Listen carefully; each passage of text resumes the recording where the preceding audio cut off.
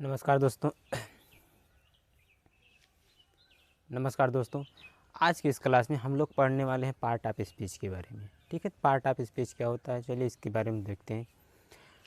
तो सबसे पहले पार्ट ऑफ स्पीच को हम ये समझ लें कि पार्ट ऑफ स्पीच इंग्लिश का एक ऐसा भाग है जिसके ज़रिए हम इंग्लिश को बहुत ही अच्छे तरीके से पढ़ सकते हैं। ठीक है, कोई भी चीज़ इंग्लिश में लिखा हुआ है उसको हम पढ़कर उसका हिंदी बना सकते हैं या फिर किसी अन्य भाषा में बदल सकते हैं। तो चलिए यहाँ पे स्टार्ट करते हैं part of speech. Part of speech, जैसा कि बोलने से पता चला पार्ट किसी चीज़ का पार्ट है। किस चीज़ का पार्ट है? स्पीच यानी बोलने का पार्ट। चलिए इसकी परिभाषा को देखते हैं। परिभाषा का मतलब ये कह सकते हैं हम लोग बोलकर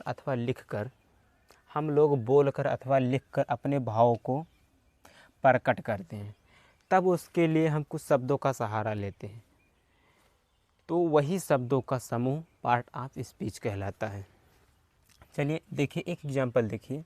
एग्जांपल है सी रीड ए बुक। ठीक है, सी रीड ए बुक।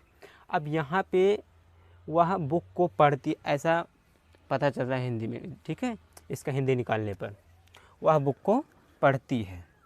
अब यहाँ पर भी ये भी शब्द है, ये भी शब्द है, और ये भी शब्द है, ये भी शब्द है।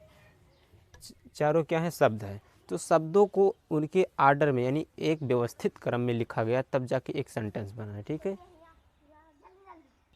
शब्दों को उनके व्यवस्थित क्रम में लिखा है तब एक सेंटेंस बना है। सेंटेंस किससे बना है? शब्दों से बना है। तो यही शब्दों का समूह क्या कहलाता है? Part of speech. Part of speech English की नींव है, यानी हमको इसको बहुत ही अच्छे ढंग से पढ़ना, बहुत ही गहराइयों में जाना है। ठीक है, चलिए इसके कुछ पार्ट को हम डिस्कस करते हैं। इसका पहला पार्ट है नाउन। ठीक है, नाउन। अब नाउन क्या होता है, नाउन किसे कहते हैं उसको देखते हैं। जैसे कोई वस्तु का नाम हो गया, कोई व्यक्ति का नाम हो गया, और कोई जगह का नाम हो गया, क्या कहलाएगा? नाउन कहलाता है। ठीक, कितना समझ में आया? अब प्रोनाउन की बात करें। प्रोनाउन क्या है? प्रोनाउन इसी का दूसरा भाग है। प्रोनाउन ये पहला हो गया, दूसरा प्रोनाउन ही सी इट, यानी नाउन के स्थान पर यूज होने वाला वर्ड। नाउन के स्थान पर यूज होने वाला वर्ड क्या कहलाता है? प्रोनाउन कहलाता है। प्रो का मतलब ऊपर। ठीक है, यानी नाउन के ऊपर, यानी नाउन के स्थान पर जो शब्द का यूज किया जाता है प्रोनाउन कहलाता है। जैसे ही हो गया, सी हो गया, इट हो गया, और भी होते हैं।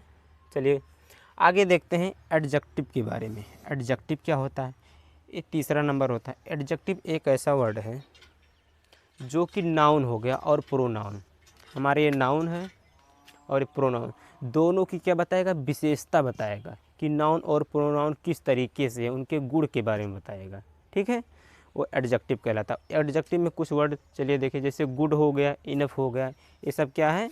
एडजेक्टिव है, जो कि किसके? नाउन और प्रोनाउन की विशेषताओं को बताएंगे। उसके बाद आ जाता है वर्ब। वर्ब आ जाता है। वर्ब चौथा नंबर है। चौथे नंबर की बात करें तो वर्ब क्या होता है?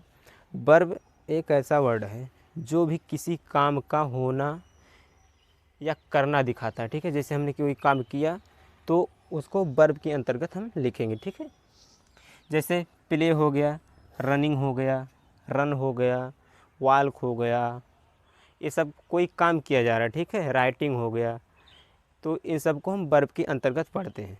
उसके बाद आ जाता है एडवर्ब। एडवर्ब क्या होता है? यह नाउन और प्रोनाउन को छोड़कर, ये जो हमारा नाउन है और प्रोनाउन, इनको छोड़कर क्या करेगा? ये विशेषता बताएगा, वर्ब की विशेषता बताएगा, एडजेक्टिव की विशेषता बताएगा। जैसे वेरी हो गया। एडवर्ब का यूज कई तरीक़ों से होता है, इसको जब हम एक टॉपिक वाइज पढ़ेंगे तब उसको बताएंगे। ठीक है, अब उसके बाद आ जाता है प्रीपोजिशन। प्रीपोजिशन का मतलब क्या है? प्रीपोजिशन एक ऐसा वर्ड है जो भी किसी नाउन या प्रोनाउन के स्थान को दिखाता है। जैसे टू हो गया, इन हो गया, इनटू हो गया, ये क्या दिखाएगा? किसी भी नाउन या प्रोनाउन के स्थान को दिखाता है। चलिए जैसे एक एग्जांपल देखते हैं। बिल्ली टेबल पर बैठी है, ठीक है, बिल्ली टेबल पर बैठी है। तो टेबल पर, यहाँ पर के लिए आन का यूज होगा, ठीक है, पर के लिए आन का यूज होगा। तो जो आन वर्ड है वो प्रीपोजिशन का काम करता है, क्योंकि बिल्ली और टेबल के बीच में संबंध दिखा रहा है, बिल्ली और टेबल के बीच में संबंध दिखा रहा है। जो संबंध दिखा रहा है वो वर्ड क्या है, आन है। तो आन का यूज हम किस लिए करते हैं, प्रीपोजिशन के लिए करते हैं। अब उसके बाद आ जाता है कंजक्शन, कंजंक्शन, ठीक है। कंजक्शन क्या होता है, कंजक्शन एक ऐसा वर्ड है जो दो सेंटेंस को आपस में जोड़ता है। उसके लिए जैसे बट हो गया, एंड हो गया, और भी प्रकार के होते हैं। उसके बाद 8वां आ जाता है इंटरजेक्शन। इंटरजेक्शन क्या होता है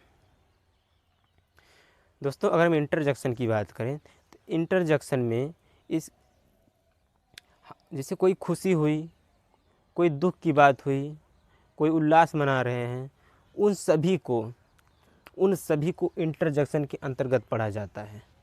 इसकी हिंदी होती है विस्मयादि बोधक, विस्मयादि बोधक।